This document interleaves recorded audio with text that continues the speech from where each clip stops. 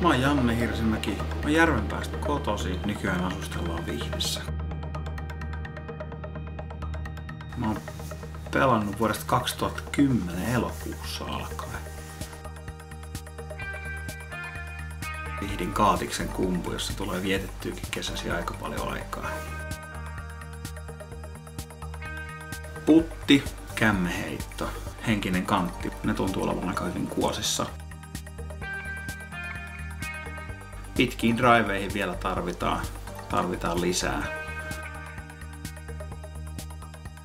Frisbee Point Tourin yhden osakilpailun voitto. Ne European Open 2013, ne 2 ekaa rundia kanssa on maistunut tosi hyvältä.